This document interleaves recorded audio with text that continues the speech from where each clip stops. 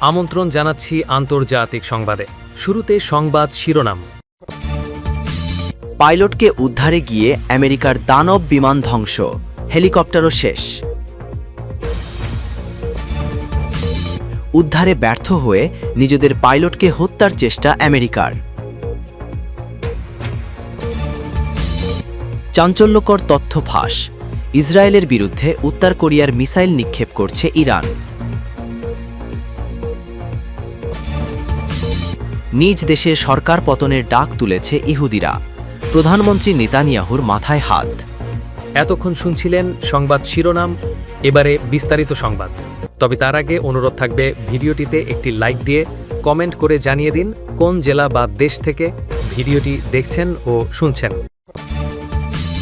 ইরানের আকাশসীমায় মার্কিন যুদ্ধবিমান ভূপাতিত হওয়া থেকে শুরু করে গভীর রাতে চালানো রুদ্ধশ্বাস কমান্ডো অপারেশন, গত ৪৮ ঘণ্টায় পারস্য উপসাগর হয়ে উঠেছে জীবন্ত এক আগ্নেয়গিরি। মার্কিন ইতিহাসের অন্যতম সাহসী এবং দুঃসাহসিক অভিযান চালানোর দাবি করেছেন Donald Trump.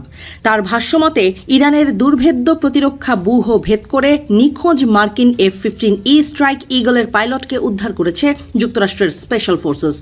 President Donald Trump নিজেই ট্রুথ সোশ্যালে এই জয়ের কথা ঘোষণা করেছেন। তিনি জানিয়েছেন, ইরানের মাটির গভীরে ঢুকে কমান্ডোরা তাদের বীর সেনানীকে ছিনিয়ে এনেছে। কিন্তু এই উদ্ধার কাজ কি রক্তপাতহীন ছিল? ইরান বলছে অন্য কথা। তেহরানের দাবি, মার্কিন অপারেশন রুখে দিতে গিয়ে প্রাণ হারিয়েছেন অন্তত 5 জন। ইরানের দাবি অনুযায়ী ইস্পাহানের আকাশে মার্কিন বাহিনীর একটি বিশাল আকার C-130 ট্রান্সপোর্ট বিমান এবং 2টি ব্ল্যাক হক হেলিকপ্টার গুড়িয়ে দিয়েছে তাদের আকাশ প্রতিরক্ষা ব্যবস্থা। হোয়াইট হাউস অবশ্য ক্ষয়ক্ষতির খবর উড়িয়ে দিয়েছে। ট্রাম্পের দাবি, একজন আমেরিকান সেনার গায়েও আঁচড় লাগেনি। তার ভাষায়, আমরা প্রমাণ করেছি ইরানের আকাশে আমাদের একচ্ছত্র আধিপত্য। 2 দিন ধরে নিখোঁজ থাকা সেই কর্নেল পদমর্যাদার পাইলট এখন নিরাপদ আশ্রয়ে। ট্রাম্প সাফ জানিয়ে দিয়েছেন, আমরা আমাদের কোনো যোদ্ধাকে শত্রু শিবিরে ফেলে আসি না। উত্তেজনার পারদ আরও চড়িয়েছে একটি ইসরায়েলি ড্রোন ভূপাতিত হওয়ার খবর। ইরানের সেন্ট্রাল হেডকোয়ার্টার্স দাবি করেছে, মার্কিন অভিযানের আড়ালে ইসরায়েলি ড্রোনও ইরানের আকাশসীমায় অনুপ্রবেশের চেষ্টা করছিল, যা নিমিষেই ধ্বংস করা হয়েছে। ঘটনার সূত্রপাত শুক্রবার থেকে, যখন ইরান একটি মার্কিন F-15E বিমান ফেলে দেয়। এখানেই শেষ নয়, কুয়েতের আকাশে কয়েক কোটি ডলার মূল্যের একটি A-10 ওয়ারথগ বিমানও ইরানি ক্ষেপণাস্ত্রের শিকারে পরিণত হয়েছে বলে খবর পাওয়া যাচ্ছে। একের পর এক অত্যাধুনিক যুদ্ধবিমান হারিয়ে পেন্টাগন এখন চরম মারমুখী অবস্থানে। ট্রাম্পের এই অভিযানকে বোকামি বলে আখ্যা দিয়েছে তেহরান। ইরানের পক্ষ থেকে হুঁশিয়ারি দেওয়া হয়েছে, এর বদলা নিতে তারা প্রস্তুত। তাদের হাতে নাকি মজুদ আছে বিগ সারপ্রাইজ, যা আমেরিকার সামরিক দম্ভ চূর্ণ করে দেবে। মার্কিন সামরিক শক্তির যে দম্ভ এতদিন বিশ্বজুড়ে পরিচিত ছিল, ইরানের আকাশ সীমায় তা আছড়ে পড়ল চরম অপমানের সাথে। শুক্রবার ইরানি বাহিনীর নিখুঁত নিশানায় ভূপাতিত হয়েছে মার্কিন বিমান বাহিনীর অন্যতম গর্ব F-15A স্ট্রাইক ইগল এবং A-10C থান্ডারবোল্ট। কিন্তু গল্পের শুরু এখানেই নয়, বরং এরপর যা ঘটেছে তা যে কোনো হলিউড থ্রিলারকেও হার মানায়। তাসনিম নিউজ এজেন্সির এক চাঞ্চল্যকর তথ্যের তোলপাড় শুরু হয়েছে। জানা গেছে, নিখোঁজ পাইলটকে খুঁজে পেতে ব্যর্থ হয়ে মার্কিন প্রশাসন এখন এক নৃশংস পথ বেছে নিয়েছে। নিজেদেরই একজন সেনাকে ইরাকিদের হাত থেকে বাঁচাতে নয়, বরং চিরতরে স্তব্ধ করে দিতে চাইছে তারা। মার্কিন নীতি নির্ধারকরা ভয় পাচ্ছেন, যদি ওই পাইলট জীবিত অবস্থায় ইরানের হাতে ধরা পড়েন, তবে ফাঁস হয়ে যেতে পারে পেন্টাগনের অনেক গোপন ছক। শনিবার গভীর রাতে কোহলিগুয়ে প্রদেশের পাহাড়ি এলাকা কেঁপে ওঠে মার্কিন বোমারু বিমানের গর্জনে।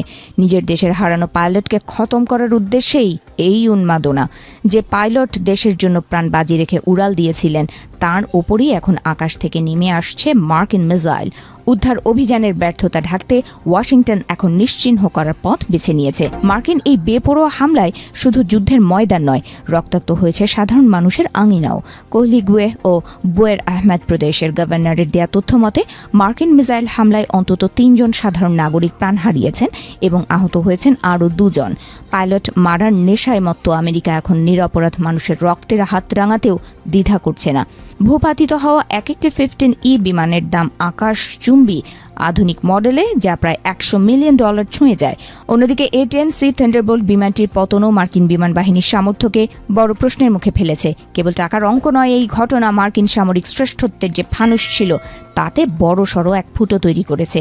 এদিকে অপারেশন ট্রু প্রমিস 4 শুরুর পর থেকে ইরান বারবার প্রমাণ করছে যে তাদের আকাশসীমা দুর্ভেদ্য। CNN-এর বিশ্লেষক ম্যাথিউ চ্যান্স এই ঘটনাকে যুদ্ধের গতিপথ পরিবর্তনের বড় সংকেত হিসেবে দেখছেন। তিনি স্পষ্ট করেছেন, আমেরিকার আকাশপথের একচ্ছত্র আধিপত্য এখন কেবলই কাগুজে দাবি। ইরানের সমন্বিত প্রতিরক্ষা ব্যবস্থার সামনে মার্কিন স্টেলথ প্রযুক্তিও আজ অসহায়। বিশ্লেষকদের মতে নিজের পাইলটকে হত্যার এই চেষ্টা আমেরিকার জন্য এক নতুন সত্য গোপনের কেলেঙ্কারি হয়ে থাকবে। হোয়াইট হাউস যখন বিশ্ববাসীর কাছে নিজেদের সফল হিসেবে তুলে ধরার চেষ্টা করছে, তখন রণক্ষেত্রে তাদের একের পর এক বিমান ধ্বংস হওয়া এবং নিজ বাহিনীর সৈন্যকে হত্যার পরিকল্পনা সেই মিথ্যেকেই নগ্ন করে দিচ্ছে। শত্রু বিভীষণ, বাংলা ভাষায় বহুল ব্যবহৃত প্রবাদটি যেন এখন চোখে আঙুল দিয়ে দেখিয়ে দিচ্ছে পারস্য উপসাগরীয় দেশ ইরানের বর্তমান অবস্থা। আমেরিকা এবং ইসরায়েলের নীল নকশায় সামিল হয়ে যখন ইরানের দিক থেকে মুখ ফিরিয়ে নিয়েছে মধ্যপ্রাচ্যে থাকা মুসলিম দেশগুলো, তখন পশ্চিমা অপশক্তির বিরুদ্ধে অনেকটা একাই লড়ছে ইরান।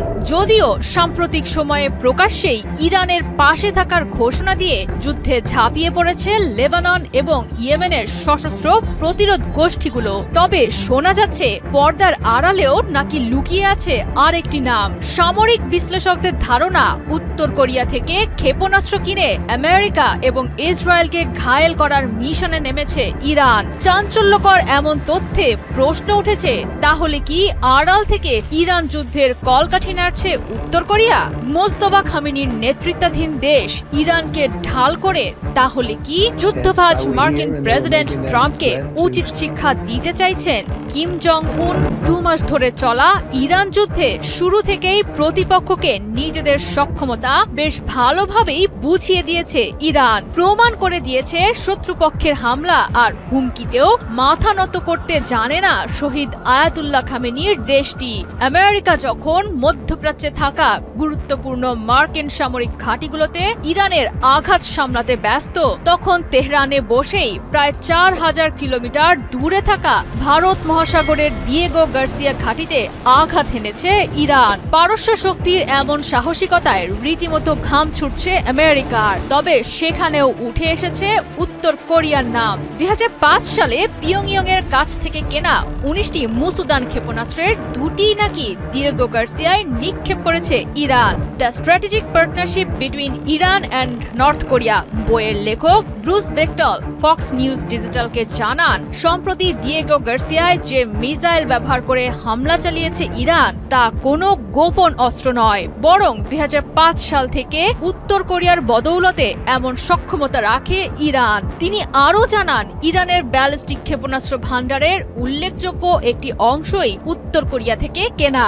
গুরুত্বপূর্ণ মার্কিন স্থাপনা সহ প্রতিবেশী আরব দেশগুলোতে হামলা চালাতে যেসব স্বল্প পাল্লার ব্যালিস্টিক ক্ষেপণাস্ত্র ব্যবহার করেছে ইরান, সেখানেও পাওয়া গেছে উত্তর কোরিয়ার সহায়তায় তৈরি কিয়াম নামক গুরুত্বপূর্ণ ব্যবস্থার উপস্থিতি।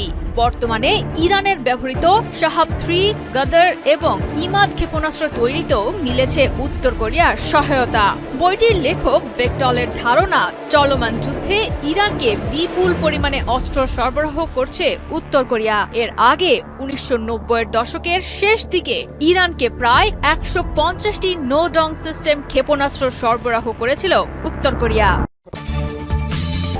মধ্যপ্রাচ্যের ভূরাজনীতিতে এক অবিশ্বাস্য পরিবর্তনের হাওয়া বইছে। যে ভূমি দখলের দম্ভে একসময় একাট্টা ছিল তেল আবিব, আজ সেখানেই বাজছে ভাঙনের সুর। দীর্ঘদিনের সংঘাত আর সাম্প্রতিক আগ্রাসনের প্রভাব কেবল সীমান্তে সীমাবদ্ধ নেই, বরং তা প্রবেশ করেছে খোদ ইসরায়েলিদের অন্দরমহলে। যুদ্ধের দামামায় পাল্টে গেছে জনপদের চিরচেনা দৃশ্যপট।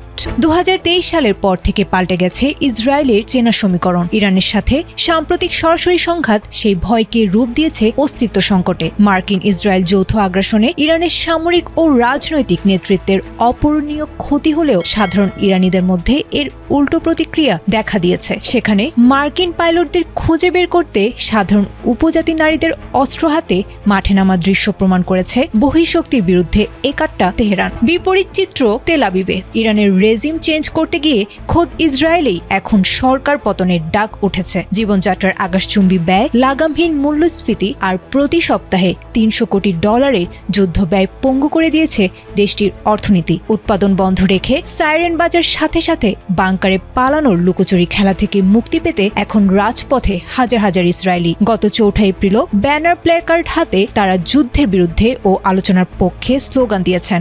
সবচেয়ে নাটকীয় পরিবর্তন দেখা গেছে সীমান্তে। যে তাবা সীমান্ত দিয়ে ফিলিস্তিনিরা এক সময় বাস্তুচ্যুত হতেন, এখন সেই পথই ইহুদিদের পালানোর প্রধান রুট। আকাশপথ বন্ধ থাকায় শাটল সার্ভিসে করে মিশরে পাড়ি জমাচ্ছেন ভীত নাগরিকরা। পরিসংখ্যানে দেখা গেছে বিগত 2 বছরে প্রায় 1 লাখ নাগরিক দেশ ছেড়েছেন। তেল আবিব বিশ্ববিদ্যালয় সতর্ক করেছে, এই দক্ষ পেশাদারদের দেশ ত্যাগ ইসরায়েলের ভবিষ্যতের জন্য এক বড় ঝুঁকি। যদিও ইসরায়েলি কর্তৃপক্ষ 20,000 ইহুদির প্রত্যাবর্তনের দাবি করছে, বাস্তব পরিস্থিতি বলছে ভিন্ন কথা। নিরাপত্তাহীনতা আর অনিশ্চয়তা গ্রাস করেছে তথাকথিত অভেদ্য সেই জনপদকে।